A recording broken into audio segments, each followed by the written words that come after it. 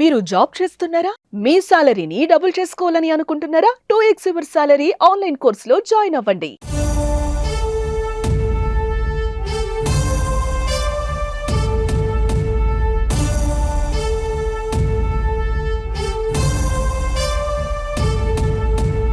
శాంతి కోసం మహామునులు నడియాడిన నేల. శాంతి కోసం అశోకుడు ముద్దాడిన నేల.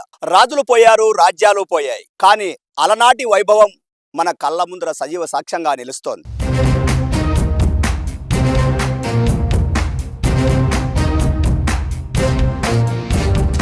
ఎటు చూసినా మనకి కళ్ళు చెదిరే కట్టడాలు, అబ్బురపరిచే దేవాలయాలు, వాటన్నిటికీ మించి వందల ఏళ్లు కలిసిన అలనాటి రాజులు సాగించిన పరిపాలన వైభవం మన కళ్ళ ముందర సాక్ష్యంగా నిలుస్తోంది, సాక్షాత్కరింప చేస్తున్నాయి. మరి ప్రాచీన కట్టడాలు, పురాతన కట్టడాలు మన సంస్కృతికి అద్దం పట్టే అపురూప దేవాలయాలని ఎంతో మంది చెప్తుంటారు. మరి అలాంటి అపురూప దేవాలయం, శత్రు దుర్భేద్యమైన కోట, కనుచూపు మేరలో శత్రువు నడవాలంటే కూడా జంకే లాంటి ఒక ఎత్తైన కోట, అదే గుత్తి కోట.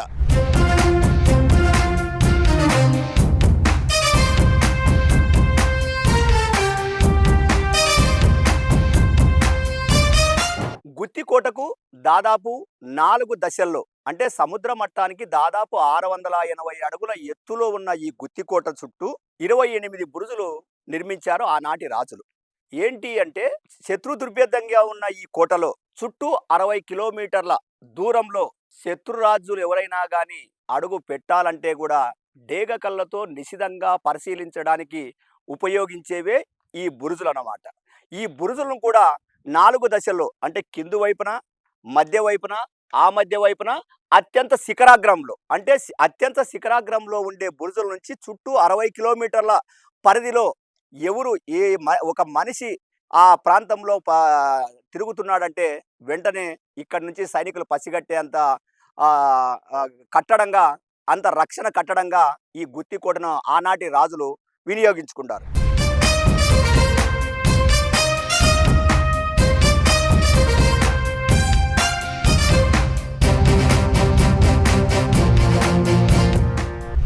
బాదామి చాళుక్యులు 7వ శతాబ్దంలో మొదలుపెట్టిన ఈ శత్రు దుర్భేద్యమైన కోట దాదాపు 14 మంది రాజవంశీయులు ఈ శత్రు దుర్భేద్యం నుంచి పరిపాలన సాగించారు. గౌతమి మహర్షి ఇక్కడ ఎన్నో ఏళ్ళు తపస్సు చేశాడు, శాంతి కోసం, ప్రజల సుఖ సంతోషాల కోసం. అదేవిధంగా అశోకుడు సైతం తాను ఇంకా ఈ రాజ్యాలు, ఈ యుద్ధాలని మానేసి శాంతి కోసం ప్రపంచ పర్యటన చేస్తున్న నేపథ్యంలో ఈ గుత్తికోటలో కూడా తాను పర్యటించాడు. మరి ఇంత శత్రు దుర్భేద్యమైన ఈ గుత్తికోటలో ఇప్పటికీ వందల ఏళ్ళు గడిచిపోయినప్పటికీ అలనాటి రాజులు కట్టించిన అనేక కట్టడాలు, అనేకమైన దేవాలయాలు, అనేకమైన శిలా శాసనాలు ఇప్పటికీ మనకి ఆనాటి చరిత్ర వైభవాన్ని, రాజుల పరిపాలనా విధానాన్ని, ఆనాడు ఏమి జరిగింది అనే వివరాలని ఇప్పుడు మనకి సజీవ సాక్ష్యాలుగా ఈ కళాఖండాలే మనకి ఇక్కడ అనేక విషయాలు తెలియజేస్తున్నాయి.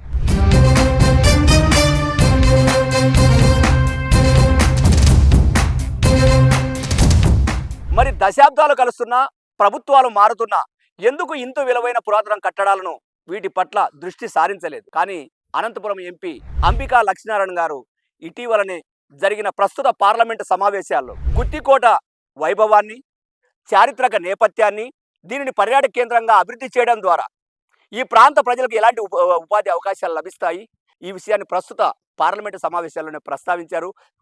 60 కోట్ల రూపాయల నిధులను కేటాయించాలని ఏదైతే పర్యాటక శాఖ మంత్రిని కూడా ఆయన కోరడం జరిగింది. గతంలో దశాబ్దాల క్రితం ఇక్కడ పెద్ద ఎత్తున తవ్వకాలు, గుప్త నిధుల తవ్వకాలు కూడా జరిగాయి. ఈ కట్టడాలను పరిరక్షించుకోవడం మరోవైపు ఇది అందరికీ, ప్రజలకి కష్టసాధ్యమైన పని. కాబట్టి ఈ గుత్తికోట పరిరక్షణ కోసం, ఈ గుత్తికోట చారిత్రక వైభవాన్ని భావి తరాలకు ఇలాగే ఉంచడానికి, దీని నేపథ్యాన్ని మరింత మందికి తెలియజేయడానికి ఖచ్చితంగా కేంద్ర రాష్ట్ర ప్రభుత్వాలు దీని పరిరక్షణ కోసం నిధులు కేటాయించాలి, పర్యాటక కేంద్రంగా అభివృద్ధి చేయాలి. దీనికి ఉన్న వైభవాన్ని ప్రపంచవ్యాప్తంగా ప్రచారం చేయాల్సిన అవసరం ఎంతైనా ఉంది. ఈ నేపథ్యంలో అనంతపురం జిల్లా పురావస్తు శాఖ సహాయ సంచాలకులు డాక్టర్ రజిత గారు మన దగ్గర ఉన్నారు. ఇప్పుడు ఆమెను అడిగి అసలు ఈ పురావస్తు శాఖ ఆధ్వర్యంలో ఈ పరిరక్షణ కోసం ఎలాంటి చర్యలు తీసుకుంటున్నారు, పాలక ప్రభుత్వాలకి ఎలాంటి ప్రతిపాదనలు పంపారు, దీనికున్న నేపథ్యం ఏంటి అనేది మనం తెలుసుకునే ప్రయత్నం చేద్దాం. మేడం నమస్తే. ఇలాంటి కట్టడం ప్రపంచంలో ఇది 3వ కట్టడం అని చెప్తుంటారు. ఇది చైనా వాల్ తర్వాత కూడా 3వ అతి సుదూరమైన కట్టడం ఉన్న ప్రాంతం. మరి ఇలాంటి ప్రాంతాన్ని పరిరక్షించుకోవడానికి కానీ, చరిత్రను మనం నిలుపుకోవడానికి కానీ ఎలాంటి ప్రయత్నాలు జరుగుతున్నాయి మేడం అసలు? సార్, ముఖ్యంగా మన గుత్తికోట కేంద్ర ప్రభుత్వ పురావస్తు శాఖ పరిధిలో ఉంది. దీన్ని పరిరక్షించడం జరుగుతుంది. మనకి గుత్తి పట్టణానికి అంటే చరిత్రపరంగా చూసినట్లయితే మన గుత్తి పట్టణానికి 680 మీటర్ల ఎత్తులో, సముద్ర మట్టానికి ఎత్తులో ఉంది. అతి ఎత్తైంది. తర్వాత మనం చెప్పుకున్నట్టు చైనా, ప్రపంచంలో చైనా వాళ్ళు చాలా పెద్దది. అదేవిధంగా మనకు గుత్తికోటలో కూడా ఉంది అని చెప్పుకోవచ్చు. ఘన చరిత్ర అంటే గుత్తికోటకు ఎంతో ఘన చరిత్ర ఉంది. ఇది కాపాడుకునే బాధ్యతలో ప్రజలు, తర్వాత ప్రభుత్వం అందరి బాధ్యత ఉంది. కాబట్టి మేము కూడా గుత్తికోటకి మన కేంద్ర ప్రభుత్వ శాఖ, పురావస్తు శాఖ కానీ, పర్యాటక శాఖ కానీ ప్రపోజల్స్ ఆల్రెడీ పంపించారు. మళ్ళీ మన ఎంపీ గారు కూడా, మనకి పార్లమెంట్ సభ్యులు అక్కడ మా బడ్జెట్ గురించి కూడా కోరడం జరిగింది. గుత్తికోట అభివృద్ధికి ఖచ్చితంగా మనకి ఫండ్స్ ఉంటే ఒక అద్భుతమైన పర్యాటక కేంద్రంగా కూడా చేస్తామని కూడా చెప్పారు. అదేవిధంగా మన గుత్తికోట చరిత్ర చాలా మందికి, మనకున్న అనంతపురం జిల్లాలోనే ఎంతమందికి తెలుసు అని నేను అనుకుంటున్నా.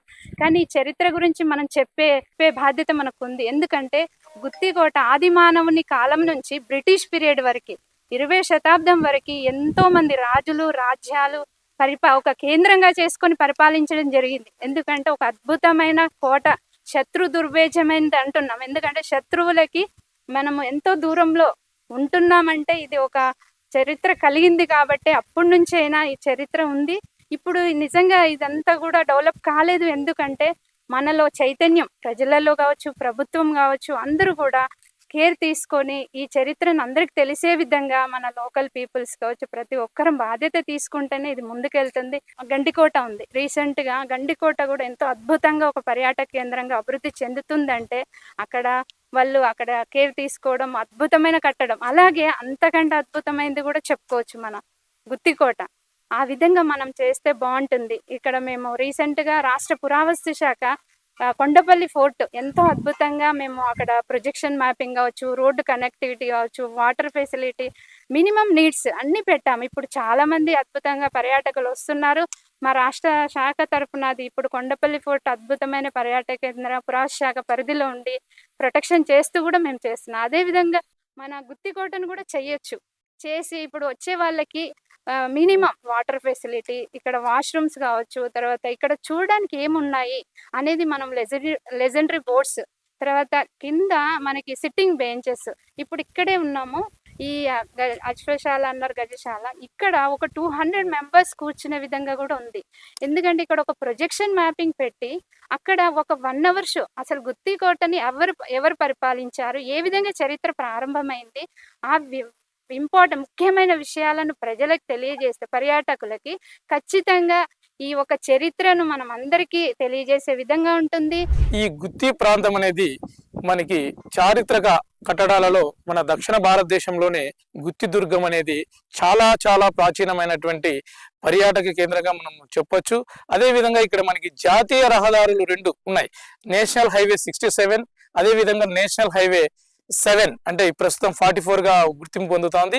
సో ఈ యొక్క హైవేల వద్దనే ఉన్నటువంటి ఈ యొక్క ప్రాచీనమైనటువంటి ఈ కట్టడాన్ని మనము ఎందుకు డెవలప్మెంట్ చేయలేకపోతున్నాము, అదే విధంగా ఈ యొక్క జంక్షన్స్ మనకి 5 కిలోమీటర్లు ఈ యొక్క మాన్యుమెంట్ నుంచి, గుత్తికోట నుంచి 5 కిలోమీటర్లు, కేవలం 5 కిలోమీటర్ల దూరంలో ఉన్నటువంటి దక్షిణ మధ్య రైల్వే గుత్తి జంక్షన్ కూడా దాదాపు ఈ యొక్క గుత్తి జంక్షన్ ద్వారా దాదాపు 60 నుంచి 70 ట్రైన్స్ ఇక్కడ నుంచి ఇతర రాష్ట్రాల నుంచి చెందినటువంటి ప్రజలు ఇక్కడ వెళుతూనే ఉంటారు. కాబట్టి ఇక్కడ ఉన్నటువంటి ఈ యొక్క ప్రాచీన కట్టడాన్ని మనము ఎక్స్పోజ్ చేస్తూ సైన్ బోర్డ్స్ ఎక్కడ కూడా లేవు. మనకి ఎక్కడో బెంగళూరు నుంచి మంత్రాలయంకి వెళ్తున్నారు కొంత వేల మంది శని, శుక్ర, ఆదివారాల్లో. ఇక్కడ ఈ యొక్క ప్రాచీనమైనటువంటి మాన్యుమెంట్ ఉందని తెలియడం వల్ల ఎంతో మంది కూడా ఈ యొక్క పర్యాటకులు గుత్తికోటను కూడా సందర్శించి ఈ యొక్క గుత్తికోట యొక్క అభివృద్ధి కూడా పాటుపడతారని చెప్పేసి, అదేవిధంగా గత ప్రభుత్వాలలో ఇక్కడ తీగ మార్గం అంటే రోప్వేను కూడా ఈ యొక్క టూరిజం శాఖ ఈ యొక్క డిపిఆర్ కూడా పంపించడం జరిగింది. అదే విధంగా ఇటీవల కాలంలో కూడా హార్స్ రైడింగ్ అనేటువంటి ఈ యొక్క gate wall of Gutti fort ఉంది. ఈ యొక్క ప్రహరీ గోడ పైనగా హార్స్ రైడింగ్ అనేటువంటి ఈ ప్రాజెక్ట్ ను కూడా ఈ యొక్క డిస్ట్రిక్ట్ పర్యాటక శాఖ ఆధ్వర్యంలో వీళ్ళు డిపిఆర్ పంపడం జరిగింది.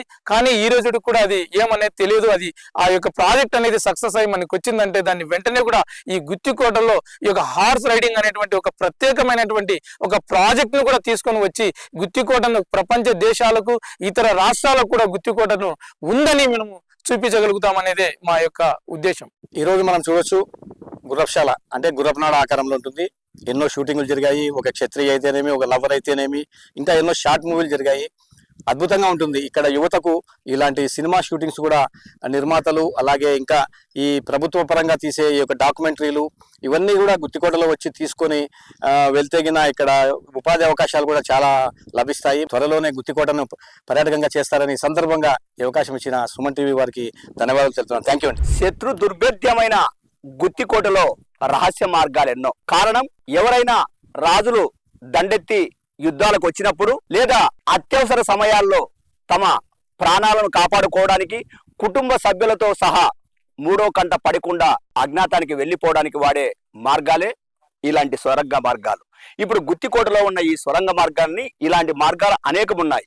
ఈ సొరంగ మార్గం ఇది ఎక్కడికి పోతుందనే అనుమానం కూడా రావచ్చు. కానీ చుట్టుపక్కల ఉన్న ఓడరేవులు ఆ కాలం నాడే బ్రిటిష్ కాలానికి ముందే నిర్మించిన ఓడరేవుల ప్రాంతానికి చేరుకునే విధంగా ఈ సొరంగ మార్గాలను ఆనాడే నిర్మించుకున్నారు.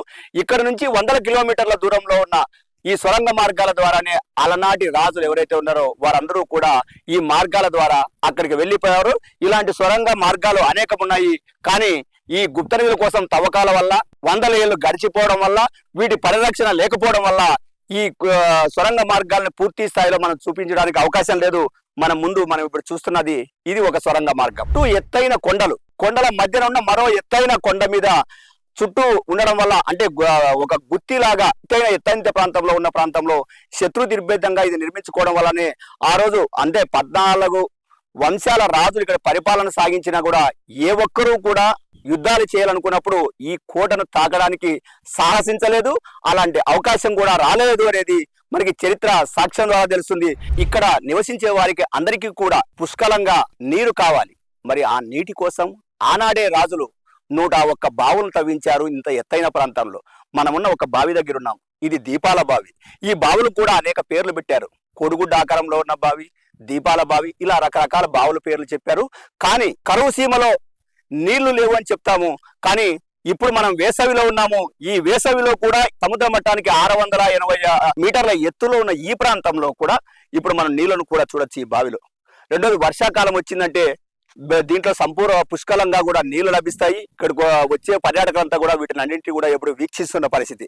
కాబట్టి ఇలాంటి 101 బావులను కూడా పునరుద్ధరించడం, వీటిని అన్నిటినీ కూడా పరిరక్షించడం, అన్ని విధాలుగా పర్యాటకంగా అభివృద్ధి చెందడానికి అవకాశం ఉంటుందని చెప్పి గుత్తి ప్రజలు కోరుతున్నారు. ఇలాంటి ప్రధాన మార్గాలు ఇప్పుడు ఇక్కడున్న మార్గం ఇలాంటి మార్గాలు ఒక 4-5 మార్గాలు ఉన్నాయి. వీటికి సంబంధించి ఏదైతే ఆనాడు విజయనగర కాలం నాడు ఈ ద్వారాలను ఏర్పాటు చేశారు. మనం గుత్తి దుర్గంలో 4వ ద్వారం దగ్గర ఉన్నాం. ఈ 4వ ద్వారానికి ఒక ప్రత్యేకత ఉంది.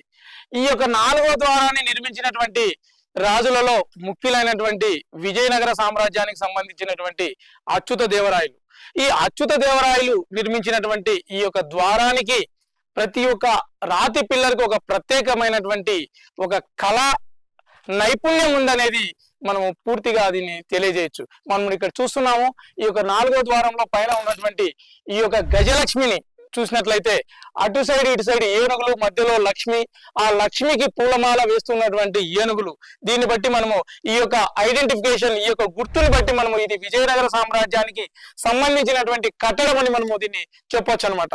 సో ఇక్కడ ఉన్నటువంటి ఈ లోటస్, ఇక్కడ ఉన్నటువంటి ఈ యొక్క తామర పువ్వులు ఆ రోజుల్లోనే మనం ఇందాకే చెప్పాం. ఈ యొక్క విజయనగర సామ్రాజ్యం అనేది కవులకి, కళాకారులకి కానాచి అయినటువంటి ఈ యొక్క విజయనగర సామ్రాజ్యంలో నిర్మితమైనటువంటి ఈ ద్వారం అనేది ఈ యొక్క నెమలి, ఇక్కడ ఉన్నటువంటి ఈ రోజు పట్టు శారీస్ లో బాటమ్ లో ఒక డిజైన్ గా నిర్మించినటువంటి ఈ యొక్క నెమలి, అనేటువంటి ఈ యొక్క పక్షిని కూడా మనము ఈ పట్టు సిల్క్ శారీస్లలో మనము ఉపయోగిస్తున్నాం. అదే విధంగా ఈ యొక్క గజలక్ష్మి బొమ్మ అయితేనేమి, అదే విధంగా లోపల ఉన్నటువంటి ఈ యొక్క నరసింహస్వామి, అదే విధంగా తాంబూరు, ఈ పిల్లర్స్ చూడండి మనము లేపాక్షి, అదే విధంగా హంపి ఈ యొక్క నగరాల్లో చూసినట్లయితే సేమ్ అదే విధంగా ఇక్కడ ఉన్నటువంటి ఈ యొక్క ఆర్చ్ చూడండి. ఈ రెండు కూడా ఇక్కడ కూడా ఈ యొక్క రాతిలో కూడా సరిగమ పదనిసలు అనేటువంటి ఈ యొక్క ధ్వనిని కూడా మనము దీంట్లో మనము చూడొచ్చు. సో ఇక్కడ ఉన్నటువంటి ఈ యొక్క వినాయకుడు ఇవన్నీ కూడా రఫ్ చేయడం జరిగింది. ఇటు సైడ్ చూస్తే మనకి తాంబూరు, మనకి సరస్వతి దగ్గర ఉన్నటువంటి ఈ తాంబూరు ఇవన్నీ కూడా మనం ఇలా సింహాలు ఇక్కడ ఉన్నాయి, ఇలా ఉన్నాయి చూడండి పైన ఒకసారి.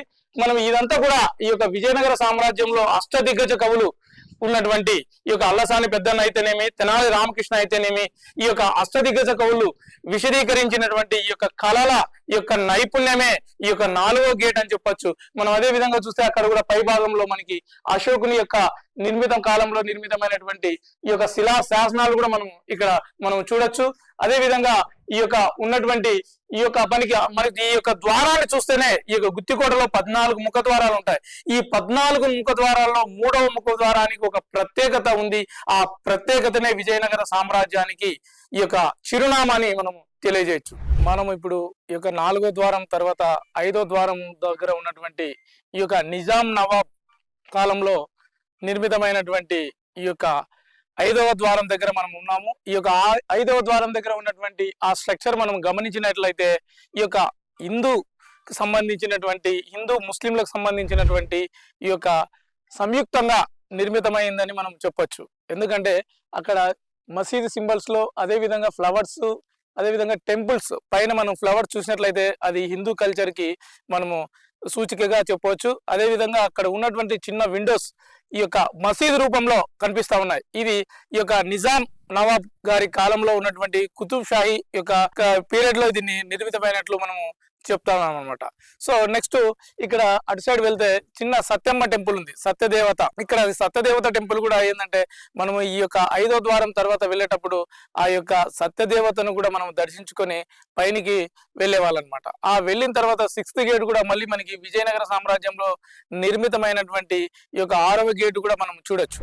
ఈ గుత్తిదుర్గంలో ఉన్నటువంటి ఈ యొక్క ప్రాచీన కట్టడం, ఇక్కడ ఈ యొక్క కఠిన గారా శిక్ష, ఈ రోజుల్లో ఉరి శిక్ష ఏ విధంగా ఉందో ఆ రోజుల్లో విజయనగర సామ్రాజ్య కాలంలో అయితేనేమి, అదే విధంగా బాదామి చాళుక్యుల కాలంలో అయితేనేమి, అదే విధంగా మరాఠీ కాలంలో అయితేనేమి, ఇక్కడ ఉన్నటువంటి ఈ ప్రాంతం అనేది కఠిన గారా శిక్ష విధించేదన్నమాట. దీన్ని మనం డార్క్ రూమ్ అంటే చీకటి గదిగా మనము చెప్తున్నాం అనమాట. ఈ యొక్క గదిలో వేసామంటే వాడు ఉన్నంతకాలం, ఊపిరి ఉన్నంతకాలం లోపల ఉంటాడు. ఊపిరి అయిపోయిన తర్వాత వాడు అక్కడే మరణం అనేది చెందడం జరుగుతుంది. కాబట్టి ఇక్కడ ఎక్కడ కూడా ఈ యొక్క కఠినగార శిక్ష ఉన్నటువంటి ఈ గది అనేది భూమిలోనే ఉంటుంది. ఇది అండర్ గ్రౌండ్, భూమిలో ఉన్నటువంటి ఈ 2 రూముల కలయికతో కలిసి ఉంటుంది. ఈ రూములో కూడా ఎటువంటి లైటింగ్ అయితేనేమి, ఎటువంటి వెలుతురు అయితేనేమి, అదే విధంగా గాలి వెలుతురు ఏముండదు. ఇందులో మొత్తం కూడా చీకటి ఉంటుంది. అతను ఊపిరి ఉన్నంత వరకు ఉంటాడు ఖైదీ, ఊపిరి అయిపోతేనే అక్కడే చనిపోతాడు అనమాట. సో మనం ఇక్కడ చూసినట్లయితే ఈ 2 కూడా ద్వారాలు అనమాట. ఇక్కడ చూస్తున్నటువంటిది ఈ ద్వారం ఈ రోజు కూడా అది ఈ యొక్క ప్రాచీన కట్టడం అనేది ఈ కొలాప్స్ అయిపోయింది అనమాట. సో అక్కడ చూస్తున్నది ఫస్ట్ డోరు, ఇది 2వ డోరు. దీని యొక్క కింది భాగంలో స్టెప్స్, మెట్లు ఉంటాయి అనమాట. ఈ మెట్లు కింద భాగంలో పైనకి వెళ్తే 2 చీకటి గది ఉంటాయి. ఆ గదిలో ఈ యొక్క ఉరి శిక్ష అనేది తీయబడుతుంది అనమాట. ఇప్పుడు గుత్తి కోటలో ఒక ప్రధానమైన, అంటే మనం చెప్పుకోదగిన ముఖ్యమైన ప్రాంతాల్లో మనం ఉన్నామని చెప్పొచ్చు. ఇప్పుడు ఈ గుత్తి కోట చుట్టూ పైన ఏదైతే ఉన్నారో ఆనాటి రాజులు దాదాపు 101 బావుల్ని నిర్మించుకున్నారు. ఆ 101 బావులకి అనుగుణంగా వారి నివాస ప్రాంతాలు, భోజనశాలలు, మరియు అయితే కారాగారాలు, ఏదైతే అశ్వశాలలు, ఇట్లా అన్ని శాలలకు అనుకూలంగా ఎక్కడికక్కడ వారు అక్కడ నీరు లభించే విధంగా అప్పటికే వారు ఒక ప్రణాళికాబద్ధంగా ఏర్పాటు చేసుకున్నారని చెప్పచ్చు. ఇప్పుడు మనం ఉన్న ప్రాంతంలో కూడా ఇది ఒక బావి. ఈ బావికి ఎదురుగానే ఒక పురాతనమైన శివాలయం ఉంది. ఈ శివాలయం పక్కనే ఇవన్నీ కూడా రాజువారి నివాస ప్రాంతాలు. ఈ నివాస ప్రాంతాల నుంచి వారు నేరుగా శివుణ్ణి దర్శించుకోవడానికి, రోజువారీ వారి పూజలు చేసుకోవడానికి ప్రాధాన్యత క్రమంలో వాళ్ళు ఇక్కడ శివాలయం నిర్మించుకున్నారు. మురారి గోర్పాడే ఇతంది ఒక ప్రత్యేకమైన పేజీగా మనం ఈ గుత్తికోట ప్రాచీన వైభవంలో చెప్పుకోవాల్సి ఉంది. 17వ శతాబ్దంలో ఈ యొక్క గుత్తికోటను పరిపాలన చేసినటువంటి ఏకైక మరాఠీ కింగ్ మురారిరావు గోర్పడే. ఈ మురారిరావు గోర్పడే ఈ 14 రాజవంశాలు గుత్తికోటను పరిపాలించినటువంటి రాజవంశాలలో ముఖ్యమైనటువంటి వ్యక్తి మురారిరావు గోర్పడే. ఈ మురారిరావు గోర్పడే గుత్తికోటను, గుత్తి చుట్టుపక్కల ఉన్నటువంటి ఈ ప్రాంతాలను దాదాపు 70 నుంచి 80% వరకు ఆయన అభివృద్ధి చేసినట్లు మనకి ఇక్కడ ఆనవాళ్లు కనిపిస్తున్నాయి. ఏమంటే ఇక్కడ ఈ యొక్క మురారిరావు గోర్పడే ఆయన యొక్క సీట్ ఇది. అంటే ఆయన మనం కింద చూసాం కవాతు సైనిక సిబ్బంది అని చూసాం. ఆ సైనిక సిబ్బందిని ఈవినింగ్ టైం ఆయన ఈ చదరంగం ఆడుకుంటూ ఇక్కడి నుంచి ఆయన అబ్జర్వ్ చేసేవాడు అనమాట, గమనించేవాడు. సో ఇక్కడ మురారిరావు గోర్పడే ఈయన దాదాపు ఈ 1757 ఆ ప్రాంతంలో ఈ గుత్తికోటలో ఉన్నటువంటి మురారిరావు గోర్పడే వాళ్ళ శ్రీమతిని ఈ యొక్క హైదర్ అలీ 6 వారాల పాటు గుత్తికోటలో ఉన్నటువంటి ఈ గుత్తికోటను మొత్తం కూడా సీజ్ చేసినట్లు మనకి చరిత్ర చెప్తోంది. అదేవిధంగా ఈ యొక్క ప్రహరీ గోడ, ఈ 17 కిలోమీటర్లో ఉన్నటువంటి ఈ 17 కిలోమీటర్ల మేర వ్యాపించి ఉన్నటువంటి ఈ గుత్తికోట ప్రహరీ గోడ ఈ దక్షిణ వైపు నుంచి కూడా ఆయన డ్యామేజ్ చేసుకుంటూ తన శత్రు బృందంతో గుత్తికోట పైన దాడి చేసి ఆ యొక్క మురారిరావు గోర్పడే యొక్క వారి యొక్క శ్రీమతిని ఎస్కేప్ చేసినట్లు మనకి చరిత్ర చెప్తా ఉందన్నమాట. నేను విజయభాస్కర్ చౌదరి, గుత్తికోట సంరక్షణ సమితి వ్యవస్థాపక అధ్యక్షుడిని. మేము గుత్తికోట అభివృద్ధి కోసం నిరంతరం పాటుపడే ఒక సంరక్షణ టీంని లీడ్ చేస్తున్నాను. ముఖ్యంగా ఇక్కడ మనము ముఖ్యమైన ప్రదేశంలో ఉన్నాము. ఇది మురారిరావు గద్దె. చాలాసార్లు నేను వీడియోలో కూడా చెప్పాను. ఇప్పుడు సుమన్ టీవీ వారికి నేను ప్రత్యేకంగా చెప్తున్నాను. ఇక్కడ మరాఠీలు అలాగే మురారిరావు వంశస్థులు గుత్తికోట ప్రాంతాన్ని 1691 సంవత్సరం నుంచి అద్భుతంగా బెహర్జీ గోర్పడే, అతని కుమారులు ముగ్గురు, సంతోజీ గోర్పడే, అలాగే మురారిరావు గోర్పడే, అలాగే ఇంకొక మన బెహర్జీ గోర్పడే, ఈ ముగ్గురు కుమారులు ఉండేవాళ్ళు. తర్వాత వారికి సిద్ధోజీ గోర్పడే అనమాట. సిద్ధోజీ గోర్పడే మూడోవాడు. సిద్ధోజీ గోర్పడేకి మురారిరావు గోర్పడే ఇప్పుడు మనం ఉన్న ప్రాంతము ఈ యొక్క 9 ప్రాకారాలని 14 ప్రాకారాలు చేసిన ఒక అద్భుతమైన సైనికాధ్యక్షుడు. అతడు ఇక్కడ ఈ కోటని అద్భుతంగా పాలించేవాడు. బలమైన కోటను ఎవరు శత్రురాజులు రాకుండా అద్భుతంగా పాలించేవాడు. ముఖ్యంగా హైదర్ అలీ పీరియడ్లో 2-3 సార్లు అతన్ని వెనక్కి పంపించాడు. తర్వాత గుత్తికోటను జయించాలంటే మామూలే, మనం చెప్పుకుంటే చరిత్రలో మనకి ఒక మోసంతో అయినా జయించాలి, అలాగే ఒక క్షామంతో అయినా జయించాలి. అంటే కోటలోకి ఏమి అన్నపానీయాలు రాకుండా చూసుకోవాలి, లేదంటే మోసంతో జయించాలి. 2 జరిగాయన్నమాట. ఈ యొక్క మురారిరావు గోర్పడే ఉన్నప్పుడు హైదర్ అలీ ఇక్కడ ఒక నాట్యగత అతను కీపు ఉండేదన్నమాట. ఆ కీపు ద్వారా ఆ యొక్క ప్రస్థానాన్ని హైదర్ అలీకి అందజేసిందనమాట. మురారిరావు గోర్పడే ఎలా లొంగ తీయాలనేది ఆయన వీక్నెస్ ని దెబ్బకొట్టి ఆ యొక్క హైదర్ అలీకి ఈ యొక్క గుత్తికోటను వశం చేసి ఈ యొక్క గుత్తికోట చరిత్ర అంతటితో ముగించి తర్వాత ఎవరో మన ముస్లిం రాజులు, అలాగే ఇంకా తర్వాత బ్రిటిషర్సు, తర్వాత ఇప్పుడు మన ఆర్కియాలజీ సర్వే ఆఫ్ ఇండియాలో ఈ యొక్క కోట పరిరక్షించబడుతుంది. కాబట్టి అందరూ గుత్తికోటను సందర్శించండి. ఈ సందర్భంగా ఈ అవకాశం ఇచ్చిన సుమన్ టీవీ వారికి నేను ప్రత్యేక ధన్యవాదాలు, గుత్తి ప్రజలందరి తరఫున ప్రత్యేక ధన్యవాదాలు తెలుపుతూ, చారిత్రాత్మక కట్టడాన్ని కాపాడుకోవాల్సిన బాధ్యత ప్రతి ఒక్కరి మీద ఉంది. కాబట్టి ఈరోజు ఆ కట్టడం గురించి కేంద్ర ప్రభుత్వం సంబంధించినటువంటి ఆర్కియాలజీ డిపార్ట్మెంట్ వారికి విన్నవించుకొని ఆ యొక్క కోట అభివృద్ధి కోసం 60 కోట్లు మంజూరు చేయాల్సిందిగా వారిని షెకావత్ గారిని, మంత్రి గారిని కోరడం జరిగింది. అదేవిధంగా పార్లమెంట్లో కూడా క్వశ్చన్ లేవనెత్తి ఈ యొక్క చారిత్రాత్మక కట్టడాన్ని భవిష్యత్ తరానికి మనం కాపాడుకొని తరతరాలుగా మన పూర్వ సంస్కృతిని కాపాడే ప్రయత్నంలో భాగంగా దీన్ని కూడా మనం ప్రభుత్వ పరంగా అనేక సౌకర్యాలు కల్పించి అభివృద్ధి చేయాలని చెప్పేసి వారిని కోరడం జరిగింది. కాబట్టి తప్పకుండా మంత్రి గారు కూడా హామీ ఇచ్చారు.